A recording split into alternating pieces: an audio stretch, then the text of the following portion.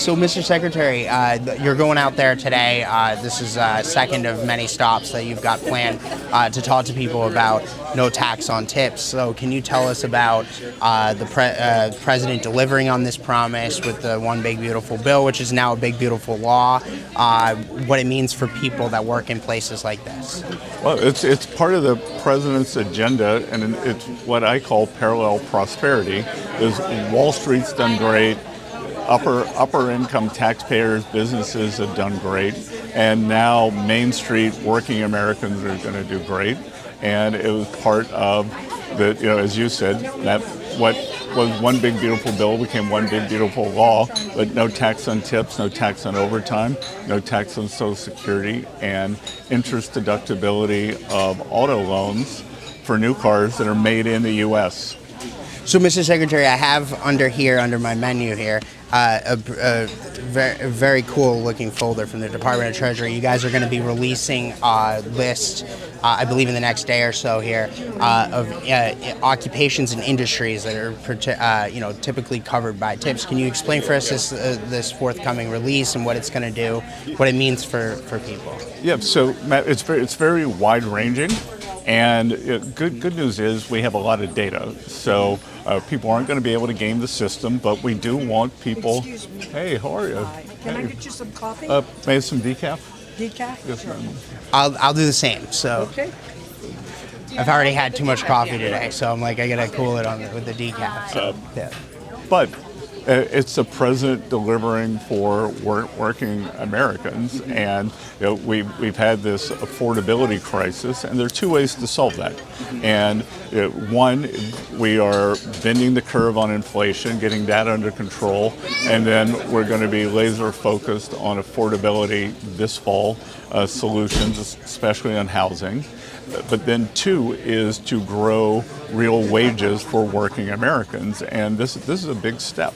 You're a huge believer in financial literacy for ordinary Americans out there. Again, there are people here that work in a diner like this, that work in restaurants all throughout this region, all throughout the country, that are going to benefit from this no tax on tips thing, and no tax on overtime and other parts of the president's agenda. What would be your advice to them to do with what should they do with the money that they're going to get as a result of this? Matt, you and I have talked about it, is a lot of them really got schmeisted under the Biden administration. I mean, it was a wipeout for the bottom 50% of wage earners. So, hey, how are you? Nice to see you. Thank you. Nice having you. Yeah. First thing would be, if you have any high-cost debt, pay that down. That's the best thing to do. And then you could start thinking about a rainy day fund or saving up or creating a cash cushion. So can you put it in real world terms for us? What do you think the average person's out there going to get extra every year that they were giving to the federal government before President Trump and you in the Republican Congress delivered this no tax on tips, no tax on overtime? The main thing is to reward work. We want to reward hardworking Americans. So on tips, it's easy. The first $25,000 is tax exempt, and then on overtime, the more hours you work, the more you make. So you've also talked about this blue collar boom, right? Like where blue collar workers, again, waitresses, hairdressers. Construction workers, etc. They're doing better now. I think you've always said your line is Wall Street had its turn. It's time for Main Street to have their turn. Yeah. So, and I want to stress. I call it parallel prosperity. It's not mutually exclusive. It's just time for Main Street to do well again too. And there does need to be some catch up here. And what we saw under President Trump's first term was working Americans did better than the top 10%. So the bottom 50% of households saw a bigger increase in household net worth than the top 10% did. Hourly workers did better than supervisory workers, and we're going to bring that back. And with these high-paying manufacturing jobs that we're bringing back, the commitments for these factories is unbelievable and unprecedented. So we'll see a construction boom, and then the factories it will populate all those jobs across the country, and they're going everywhere. But they're also they're going to the places where the state and local governments cooperate on the permitting side, on the energy side. So I hope that there won't be states and cities that get left out because they have bad local and state officials. So we're in a diner. It's Metro 29, the diner here in Northern Virginia. So because we're in a diner, I got to ask you about the price of eggs. Earlier this year, the price of eggs were very high thanks to the Biden administration's policies that they left behind. I believe they're pretty far down now. So talk to us about the price of eggs and how that's gone here in the Trump administration. Well, I'll tell you, one of my cousins down in South Carolina sent me something from a diner/restaurant down there, and they had a notice back in June, July that said we've taken off the egg surcharge. So the egg surcharge is gone, and again, this is President Trump. This administration is solutions oriented, and a lot of this is the mess we inherited, Matt. Like, beef prices are high now, and we are going to work on that, but that's been a 5-year problem in the making. 5-year problem in the making. So do I wish I could snap my fingers and end it overnight? Yes, but what can we do?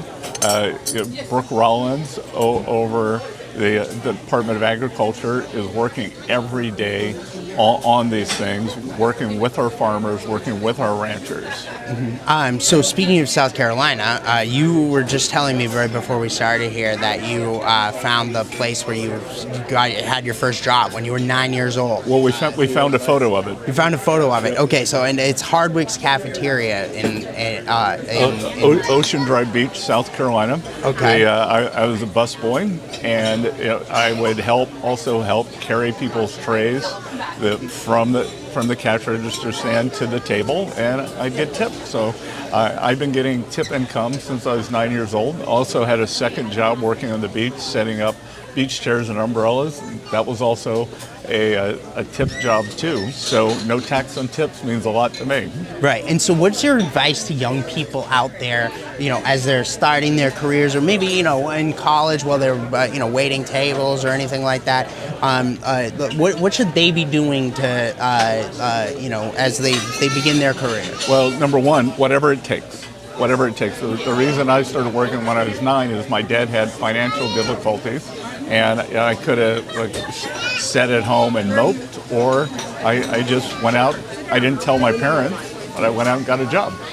And my first job in New York was an internship, and I took the internship because the fellow whose office it was said that I could. Hey, They said you're ready to order. I am. I'm going to create my own omelet, please. May I get sausage, cheddar, tomato, and onions?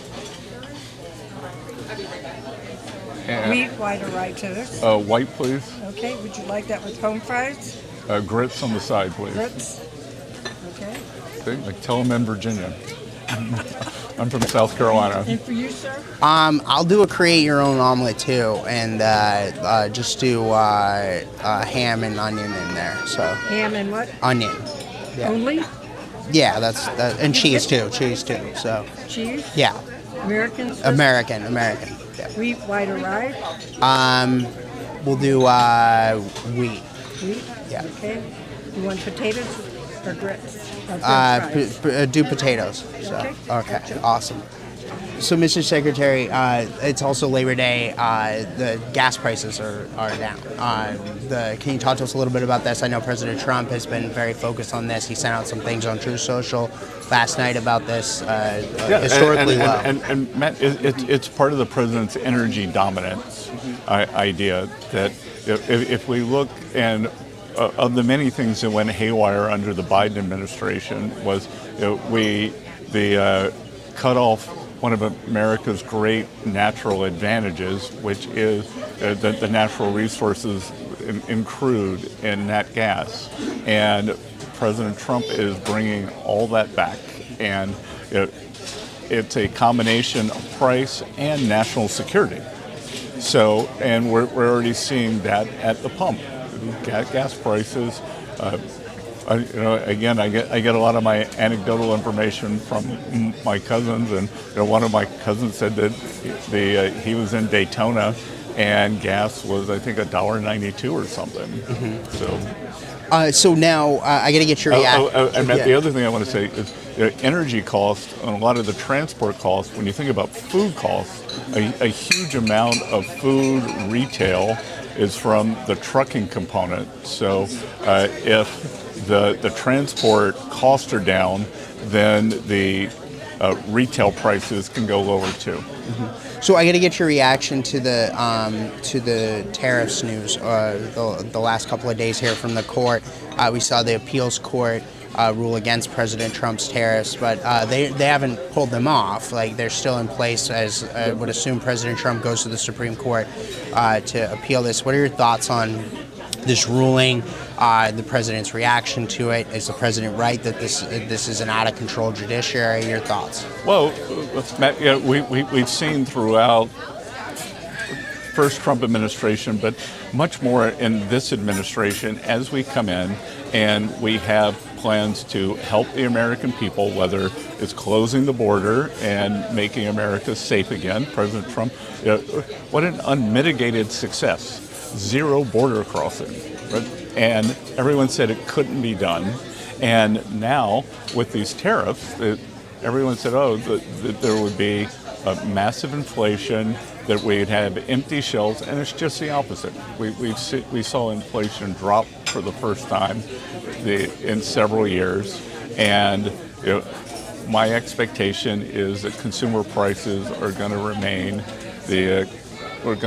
under control and start coming down. And when we come to the court ruling, what we've seen, these lower court judges, there's a lot of forum shopping, not as much with the tariffs, but this is a national emergency. It is an emergency, and if we think about with the 2 components, first of all, there are the fentanyl tariffs, and I'm happy to share with you a letter that I got from a friend of mine whose daughter died of a fentanyl overdose, and he was outraged that the court struck down the fentanyl tariffs, because if that's not an emergency, 100 or 200,000 Americans dying, and using tariffs as leverage to stop China, Mexico, and Canada from helping the transport, or not stemming the transport of fentanyl into the U.S. Now, what is an emergency? What is an emergency? And then 2, with the other tariffs, it is this idea of a tipping point. So everyone says, well, we've had these trade deficits for a long time. Sure we have. But in economics, there is the thought of a tipping point. Think about the great financial crisis. What if someone had stepped in 2005 and 2006 and said, we are going to get housing and mortgage finance under control? We've had these gigantic trade deficits, and I tell you, they were heading toward financial ruin. President Trump has stepped in before we hit the financial calamity. That's why this is an emergency, and that's why he should be able to use IEPA. Are you confident the Supreme Court's going to overturn this appeal? I am actually working on another brief today talking about this idea of we were at the tipping point. It is an emergency, and we have to, the president has to be allowed to do this. Mm-hmm. So speaking of the affordability and the prices, is a big question as to the Federal Reserve going into the fall here, going into September, whether or not they're going to cut the rates finally. I know that President Trump calls them too late, right? Too late, Jerome Powell. Do you think that he is going to finally cut the rates here in September? your thoughts on this question as we go into we move into September. Well, Matt, a couple of things. In general, I just like to talk about the mistakes the Fed's made, not the ones they're going to make. But I believe that we're getting the signals from Chair Powell, from market pricing, that we are going to get a rate cut in September. I think we've seen from Governor Waller, he believes that could be a series of rate cuts. We've seen that from Governor Bowman. There's some AI that looks at Fed speak and what they are saying, and it looks like they are adopting a more dovish tone here. So it looks like we could start moving. We are in a highly restrictive monetary posture right now. It looks like we could start moving away from that. Mm-hmm. When you say the mistakes of the past, I mean, you agree, I assume, with President Trump that they should have been cutting rates already. Well, the biggest mistake in the past was that terrible inflation of 2022. And Team Transitory kept saying, oh, this is transitory and it'll go away. Well, there's nothing more transitory than the tariffs. That if the prices go up, and they haven't, it would have been a one-time price adjustment, but the Fed board were like deer in the headlights, just kind of spouting the conventional wisdom. Okay, so I want to keep grilling you here, so like we can just hang and chill out.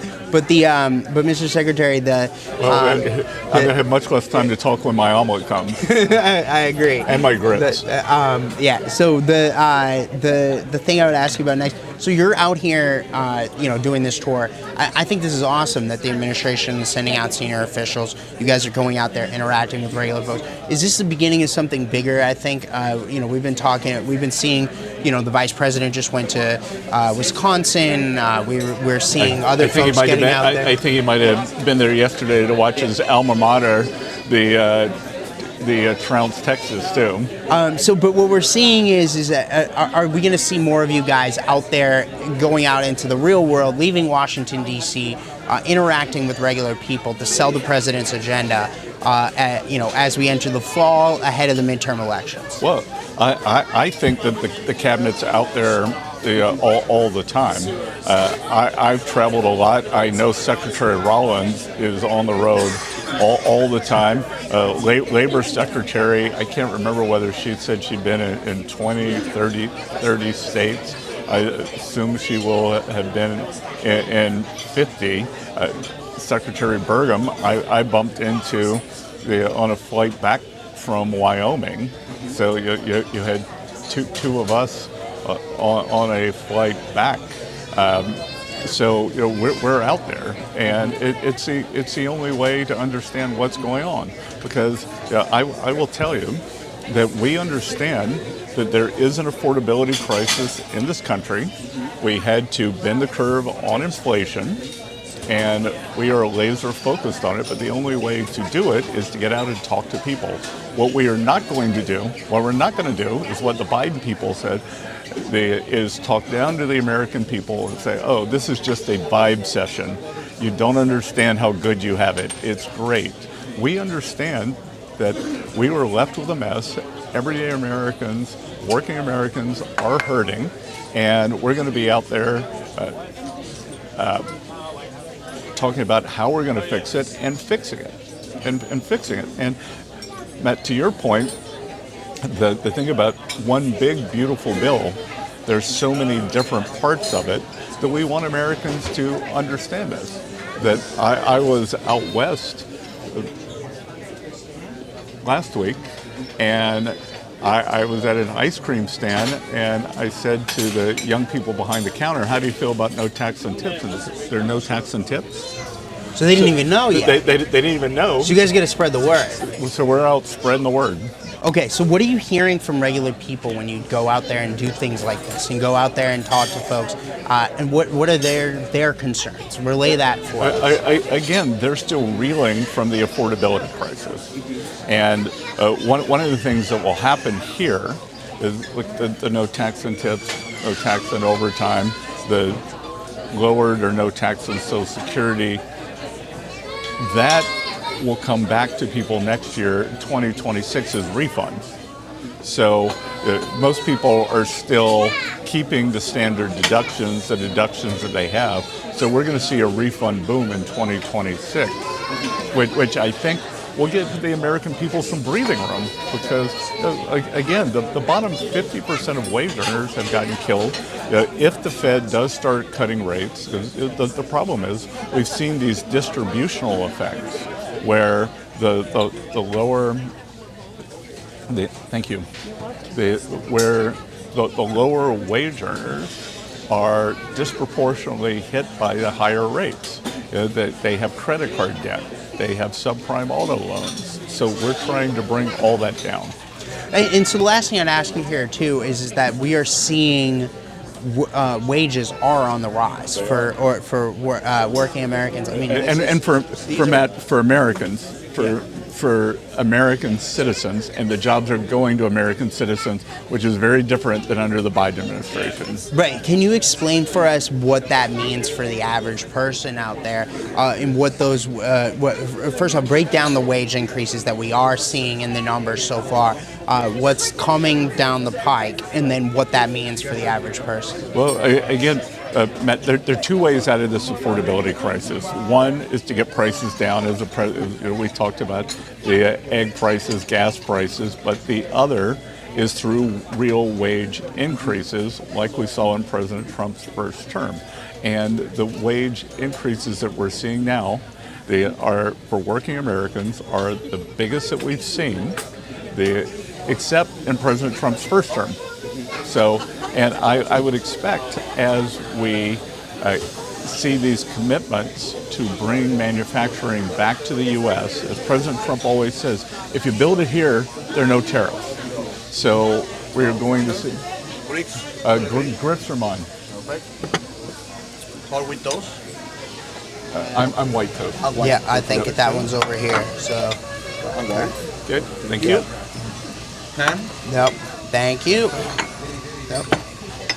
Awesome. Thank you. Okay. What about it? All right. All right. I hope I don't get in trouble with Bobby Kennedy.